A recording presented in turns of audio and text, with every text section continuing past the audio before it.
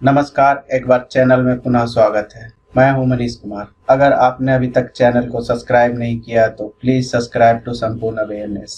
आज के सेशन में हम लोग बात करेंगे कि अभी जो हाल ही में प्रेसिडेंट का इलेक्शन हुआ है, राष्ट्रपति का इलेक्शन हुआ, उसमें द्रौपदी मुर्मू जी ने विजय हासिल करी है। तो अगला राष्ट्रपति द्रौपदी मुर्मू जी बनने जा रही हैं, तो इसके बारे में बात करेंगे और बात करेंगे कि प्रेसिडेंट का इलेक्शन कैसे कंडक्ट किया जाता है, क्योंकि ये थोड़ा सा कॉम्प्लिकेटेड है कि प्रेसिडेंट का इलेक्शन आम लोगों के समझ में थोड़ा कम आता है, क्योंकि इनके इलेक्शन में डायरेक्ट जनता पार्टिसिपेट नहीं करती है। इसीलिए ये हम लोगों को यानी आम पब्लिक को ये थोड़ा कम समझ में आता है कि आखिर प्रेसिडेंट का इलेक्शन किस प्रोसेस से होता है। तो इसके बारे में हम लोग डिटेल में चर्चा करेंगे और आगे बात करेंगे कि द्रौपदी मुर्मू जी, जो कि इंडिया की पहली आदिवासी महिला प्रेसिडेंट बनने जा रही हैं, इनके बारे में विशेष चर्चा करेंगे कि कैसे एक आदिवासी परिवार में जन्म लेने के बावजूद भी ये प्रेसिडेंट बनी है। हमें ये पता चलता है कि हमारे देश की डेमोक्रेसी कितनी खूबसूरत है। एक आम आदमी भी भारत के उच्च स्तरीय पद पे बैठ सकता है और भारत पे शासन कर सकता है। तो इससे एक लोकतंत्र की खूबसूरती के बारे में हमें पता चलता है।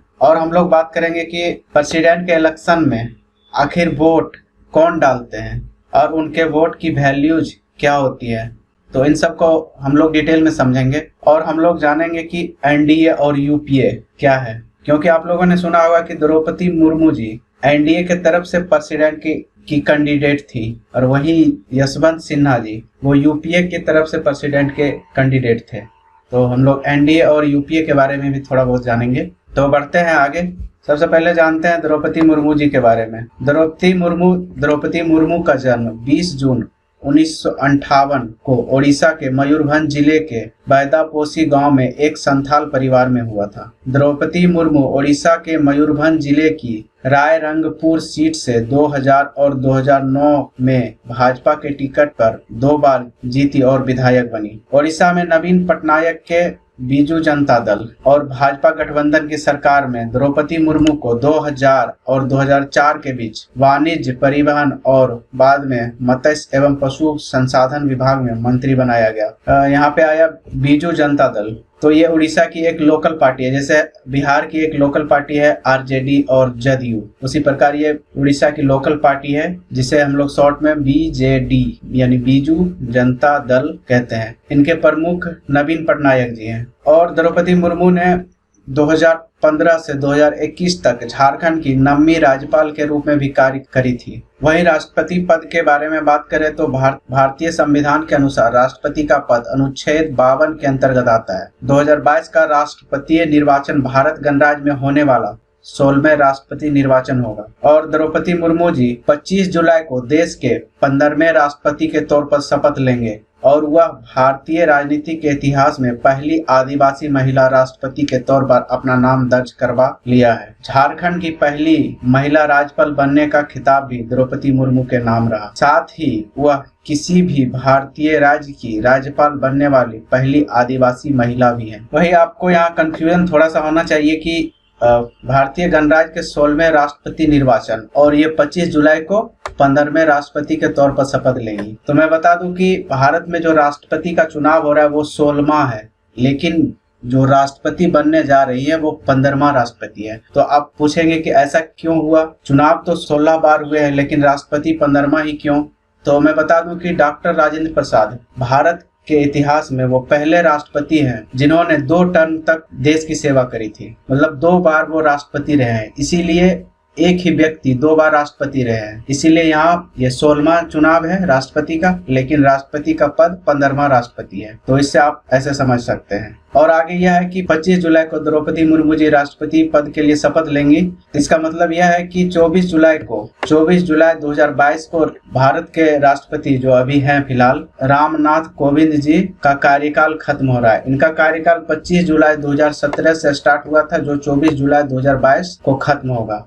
उसी प्रकार 25 जुलाई 2022 को द्रौपदी मुर्मू जी का कार्यकाल स्टार्ट होगा और उसके ठीक 5 साल बाद यानी कि 22 और 5 27 यानी 24 जुलाई 2027 को इनका कार्यकाल खत्म होगा। वैसे मैं बता दूं कि राष्ट्रपति का कार्यकाल 5 वर्षों का होता है। अगर बीच में राष्ट्रपति किसी कारणवश इस्तीफा दे देते हैं तो वो जब न्यू राष्ट्रपति फिर से इलेक्ट होके आएंगे तो वो फिर से बचे हुए टर्म के लिए राष्ट्रपति नहीं बल्कि वो पूरे 5 साल के लिए राष्ट्रपति चुने जाएंगे। तो हम लोगों ने द्रौपदी मुर्मू जी के बारे में जाना, उनके कार्यकाल के बारे में भी मैंने अभी बताया है। तो आगे आप देखते हैं कि एनडीए और यूपीए क्या है। तो एनडीए इसका full form national democratic alliance और UPA united progressive alliance. Basically अगर कहा जाए तो ये कुछ पार्टियों ने मिलकर इसे तैयार किया। जैसे एनडीए बीजेपी की अगुवाई में बनाया गया एक गठबंधन है जो कि 1998 में अटल बिहारी के कार्यकाल में बनाया गया, और यूपीए कांग्रेस की अगुवाई में बनाया गया गठबंधन है जो कि 2004 में सोनिया गांधी के अगुवाई में बनाया गया था। तो एनडीए में बहुत सारी लोकल पार्टियां भी हैं। जैसे बिहार की मैं बात करूं तो एनडीए नीतीश कुमार की जदयू, चिराग पासवान की लोक जनशक्ति पार्टी, वो एनडीए का पार्ट है। और यूपीए में अगर मैं बिहार की बात करूं तो आरजेडी, वो यूपीए की अलायंस है। तो इसी एनडीए की अगुवाई में द्रौपदी मुर्मू जी को प्रेसिडेंट बनाया गया है, और यूपीए की तरफ से यशवंत सिन्हा जी प्रेसिडेंट के कैंडिडेट थे। अब आगे इनके इलेक्शंस के बारे में बात करते हैं कि कितना कितना वोट किनको मिला है और कितने वोट से कौन जीते हैं। इस बार एक एमपी के वोट की वैल्यू 700 वोट के बराबर थी, यानी एक एमपी बराबर 700 वोट। वो मैं आगे आपको बताऊंगा कि कैसे एमपी और एमएलए के वोट को निकाला जाता है, वो मैं फॉर्मूला आगे इसको समझाऊंगा। सबसे पहले जान लेते हैं कि कुल कितने वोट पड़े थे। तो कुल 4809 वोट पड़े थे, और जिसकी वैल्यू, जैसे कि मैंने बताया अभी कि एक एमपी की वोट की वैल्यू 700 के बराबर है, उसी प्रकार अगर कुल वोट 4809 वोट पड़े हैं तो उसकी कुल वैल्यू 10,86,431 है। जिसमें वोट मिले हैं द्रौपदी मुर्मू जी, 2 कैंडिडेट थे, द्रौपदी मुर्मू जी एनडीए की तरफ से और यूपीए की तरफ से यशवंत सिन्हा जी।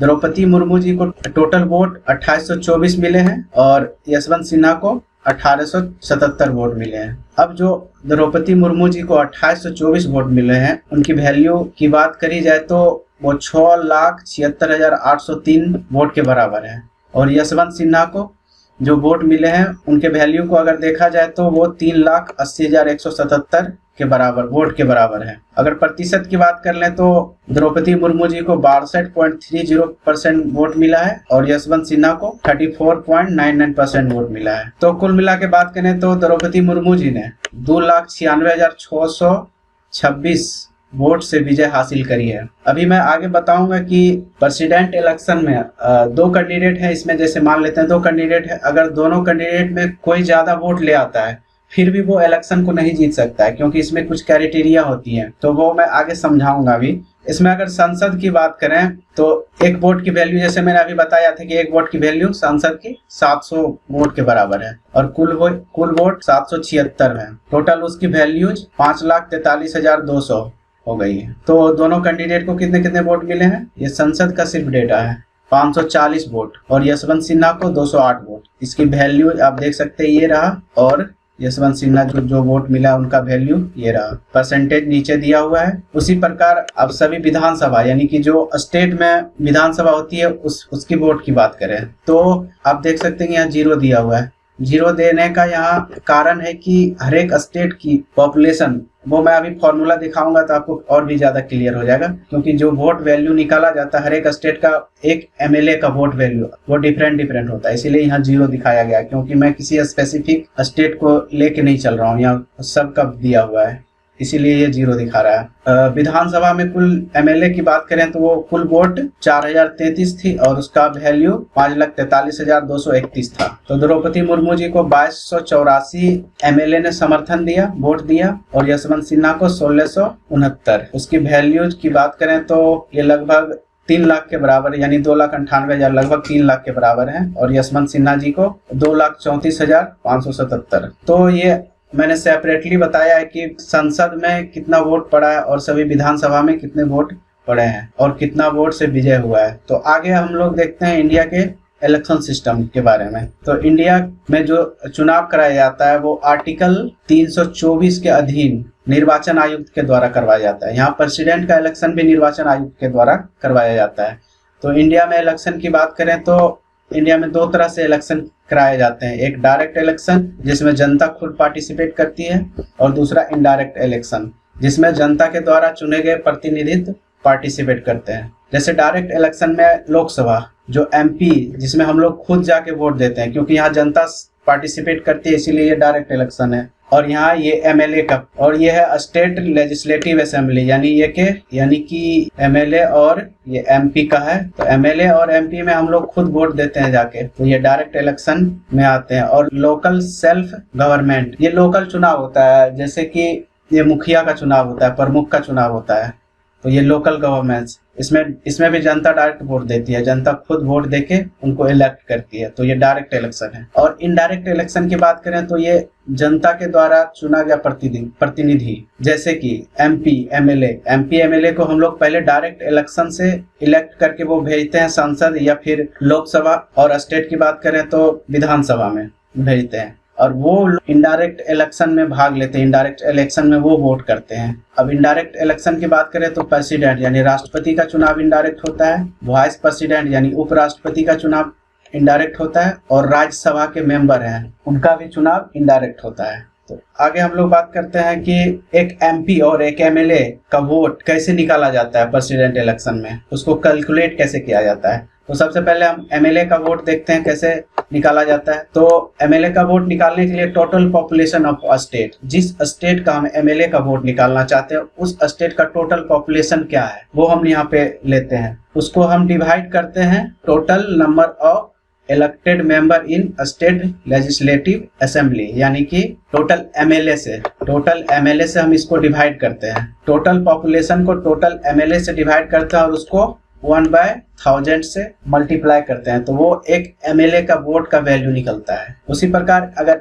एक एमपी की वोट की अगर वैल्यू हम निकालना चाहें तो इसमें हम लोग total value of votes of MLA of all states, यानी जितने स्टेट्स हैं भारत में उसमें सारे एमएलए का वोट लेते हैं और उसको हम डिवाइड करते हैं total number of elected member of parliament. एक एमपी का वोट हमें पता चलता है, उसकी वैल्यू पता चलता है कि एक एमपी की वोट की वैल्यू क्या है। तो इस बार एमपी की वोट की वैल्यू कितनी रही है 700, जो कि मैं अभी पीछे बता चुका हूँ आपको। हम सुनते हैं कि बिना वोट दिए हुए प्रेसिडेंट 2 लाख वोटों से 3 लाख वोटों से विजय हुए हैं, तो वो इसी प्रकार कुछ होता है। तो आपको समझ में आया होगा कि हम लोग एमपी और एमएलए के वोट कैसे कैलकुलेट करते हैं। अब हम लोग कुछ इम्पोर्टेंट पॉइंट्स जो है प्रेसिडेंट के बारे में, उसके बारे में जानते हैं कि प्रेसिडेंट कौन बन सकता है और प्रेसिडेंट बनने की योग्यता क्या होनी चाहिए। तो संविधान के अनुच्छेद 58 में प्रेसिडेंट के इलेक्शन में शामिल होने वाले उम्मीदवार की योग्यता के विषय में जानकारी दी गई है।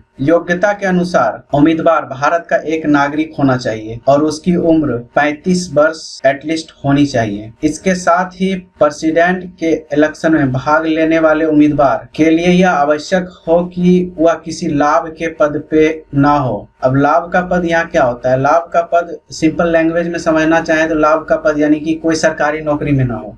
कहीं आप जॉब कर रहे हैं सरकार में तो आप प्रेसिडेंट नहीं बन सकते हैं। और नामांकन फॉर्म भरने से पहले आपके पास मतलब प्रेसिडेंट के इलेक्शन में खड़ा होने के लिए आपके पास 50 प्रस्तावक या 50 अनुमोदक के रूप में समर्थन होनी चाहिए, तभी आप इसका नामांकन फॉर्म भर सकते हैं। अब 50 प्रस्तावक और अनुमोदक हम किसको कहते हैं? वो विधायक या सांसद का समर्थन जो होता है ना वो होना चाहिए। 50 प्रस्तावक और 50 अनुमोदक, तभी आप इलेक्शन में खड़ा हो सकते हैं और इलेक्शन लड़ सकते हैं। भारतीय संविधान में इसको इसलिए रखा गया कि कोई भी आदमी उठ के प्रेसिडेंट का इलेक्शन ना लड़ना स्टार्ट कर दे, क्योंकि अगर हम मान लेते हैं कि प्रेसिडेंट के इलेक्शन में अगर ऐसा कोई कंडीशन ना होता तो कोई भी आदमी प्रेसिडेंट के चुनाव के लिए अपना नामांकन भर सकता था, और इसी को बचने के लिए 50 प्रस्तावक और 50 अनुमोदक को लाया गया है ताकि कोई भी आदमी उठ के प्रेसिडेंट का चुनाव ना लड़ने चला जाए। और चुनाव लड़ने के लिए 15,000 रुपये की जमानत राशि आरबीआई के पास जमा करना होता है। भारतीय संविधान के अनुच्छेद 324 के अधीन राष्ट्रपति के पद का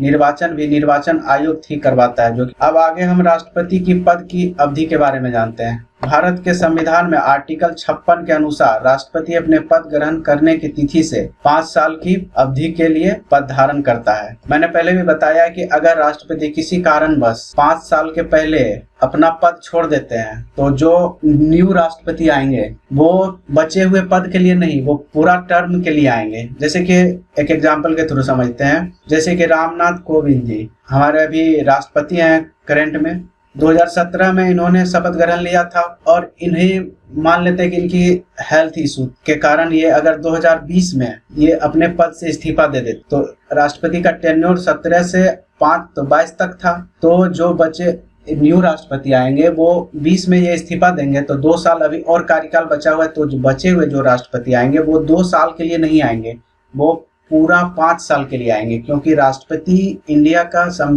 के संवैधानिक पदों में वो सबसे उच्चतम है। इसीलिए उनकी गरिमा को बनाए रखने के लिए वो बचे हुए कार्यकाल के लिए नहीं, वो पूरे कार्यकाल के लिए उनको इलेक्ट किया जाता है। नेक्स्ट पॉइंट देखते हैं कि कैसे होते हैं वोटिंग। तो प्रेसिडेंट के इलेक्शन में सिंगल ट्रांसफेरेबल वोट का इस्तेमाल किया जाता है। सिंगल ट्रांसफेरेबल यानी एकल संक्रमणीय अनुपातिक पद्धति। इसमें होता क्या है, वोटर एक ही वोट देता है पर वह सभी कैंडिडेट में से अपनी प्रायोरिटी तय कर देता है, यानी वह बैलेट पेपर पर बता देता है कि उसकी पहली पसंद कौन है और दूसरी तीसरी कौन है। बैलेट पेपर पर कोई इलेक्शन प्रतीक नहीं होता है, जबकि पेपर पर 2 कॉलम होते हैं और पहले कॉलम में कैंडिडेट का नाम लिखा होता है और दूसरे कॉलम में प्रीफरेंस ऑर्डर लिखा होता है। जैसे इस बार के इलेक्शन में 2 कैंडिडेट थे प्रेसिडेंट इलेक्शन के लिए, तो उनको प्रीफरेंस चुनना पड़ता है। जैसे कि मैं एक वोटर हूँ प्रेसिडेंट इलेक्शन में, हालांकि मैं हूँ नहीं, लेकिन मैं एग्जांपल के लिए बता रहा हूँ। मैं एक वोटर हूँ और मुझे वोट देना है, तो मुझे क्या करना पड़ेगा कि मुझे एक बैलेट पेपर मिलेगा। मैं बता दूं यहाँ कि आपको प्रेसिडेंट का इलेक्शन जो होता है आज भी वो बैलेट पेपर पे ही होता है, ईवीएम मशीन से नहीं होता है, ये भी आप जान लें। तो मुझे एक बैलेट पेपर मिला, 2 प्रेसिडेंट के कैंडिडेट हैं जैसे द्रौपदी मुर्मू जी और यशवंत सिन्हा जी, तो मुझे दोनों को वोट देना ही पड़ेगा और उसमें मुझे चॉइस करना पड़ेगा कि मैं पहला वोट किसे देना चाहता हूं और दूसरा किसे। तो इसी को हम लोग सिंगल ट्रांसफेरेबल वोट सिस्टम यानी कि एकल संक्रमणीय अनुपातिक पद्धति बोलते हैं। जीतने के लिए चाहिए कितने वोट। राष्ट्रपति के चुनाव में सबसे अधिक वोट प्राप्त करने वाले उम्मीदवार को विजेता नहीं घोषित किया जाता, बल्कि वही प्रेसिडेंट बनते हैं जो संसद के विधायकों के सीटों के कुल वेटेज का आधा से ज्यादा हिस्सा प्राप्त कर लेता है। इस चुनाव में पहले से ही यह तय होता है कि जीतने के लिए कितने वोटों की आवश्यकता होगी। इस बार इलेक्टोरल कॉलेज के सदस्यों के वोटों का कुल वेटेज 10,98,882 है, यानी जीतने के लिए उम्मीदवार को 5,49,442 वोट प्राप्त करने होंगे। जो उम्मीदवार सबसे पहले वोटों की इस संख्या को प्राप्त कर लेता है वही प्रेसिडेंट के रूप में चुना जाता है।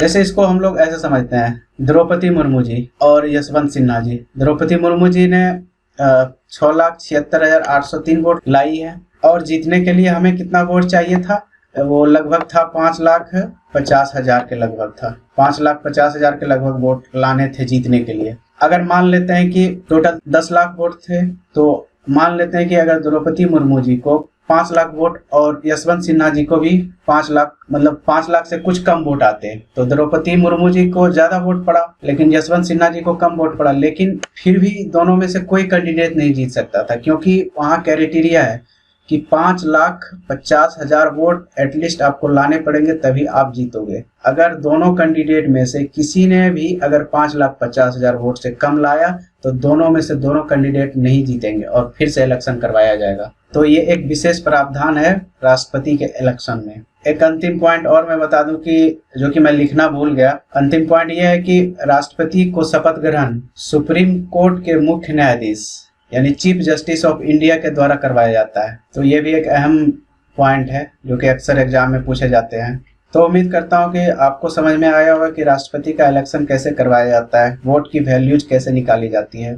वीडियो को देखने के लिए धन्यवाद और please like, share and subscribe this session. और मिलता हूँ नेक्स्ट वीडियो में, तब तक के लिए जय हिंद, जय भारत।